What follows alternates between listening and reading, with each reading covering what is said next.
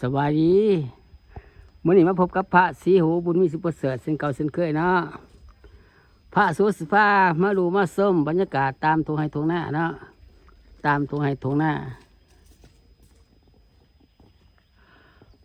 พามาดูมาส้มบรรยากาศตามทงไห้ทงหน้าเอาฝาบรรยากาศตามทงไห้ทงหน้ามาให้FCลาวไทยต่างประเทศเขาดูเขาส้มซ่อง YouTube ของพระศรีโหบุญมีศรีประเสริฐให้เด้อกดไลค์กดแชร์เนาะกดติดตามให้เด้อเป็นกำลังใจให้พระศรีโหบุญมีศรีประเสริฐให้แน่อะไรฟานมาไว้เนาะ ไปวันหน้าวะนี่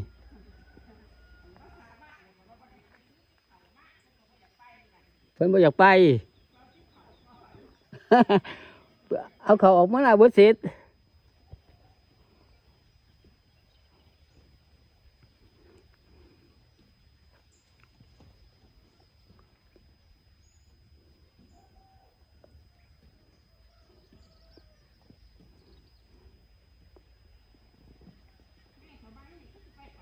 ไปปากเซ่เบิ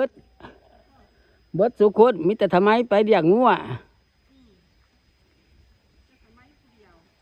ยังอยู่แต่ทำไมไปเลี้ยงงัวไปเบิ่งงัวผู้บ่ได้ไปผู้บ่ได้ไปบ่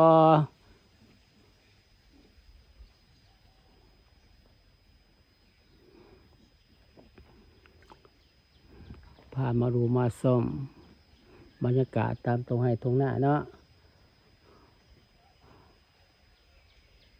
ฝากติดตามช่อง YouTube ของพระศรีโหบุญมีศรีประเสริฐเด้อ FC ลาวไทยและต่างประเทศขอให้เข้าดูเข้าชมช่อง YouTube ของพระศรีโหบุญมีศรีประเสริฐเนาะกดไลค์กดแชร์เด้อกดติดตามให้เนาะเป็นกำลังใจให้พระศรีโหบุญมีศรีประเสริฐเด้อ FC ลาวไทยและต่างประเทศขอให้เข้าดูเข้าชมช่อง YouTube ของพระศรีโหบุญมีศรีประเสริฐเนาะอะไรฟานมาไว้เด้ออะไรฟานมาไว้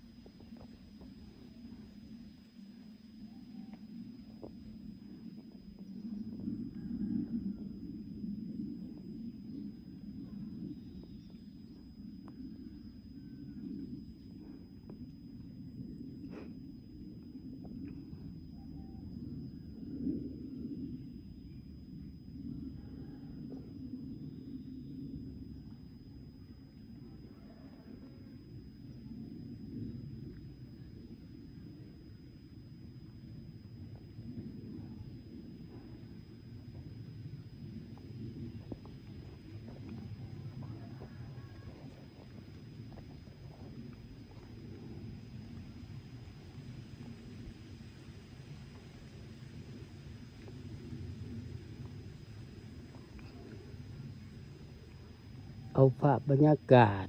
ตามทงให้ทงหน้ามาให้ดูให้ชม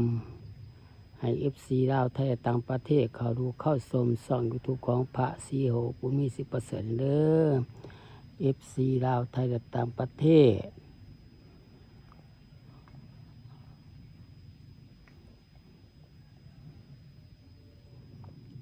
กดไลค์กดแชร์เนาะกดติดตามให้แน่เป็นกำลังใจให้พระศรีโหบุญมีศรีประเสริฐเด้อให้ได้ฟาดมาไว้เนาะ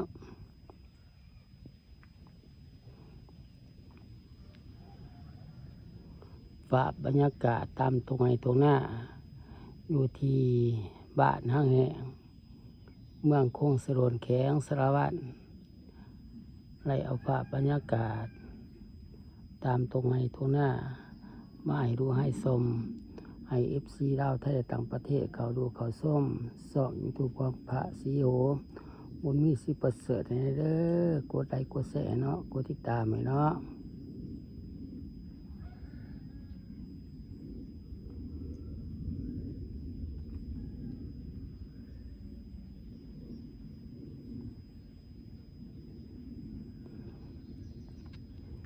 ไล่เอาภาพบรรยากาศตามทงไห้ทงหน้ามาให้ดูให้ชมให้เอฟซีลาวไทยและต่างประเทศเข้าดูเข้าชมส่องยูทูบของพระศรีโหบุญมีสีประเสริฐให้เด้อกดไลค์กดแชร์เนาะกดติดตามให้เด้อเป็นกำลังใจฝากเป็นกำลังใจให้พระศรีโหบุญมีสีประเสริฐนี่เนาะ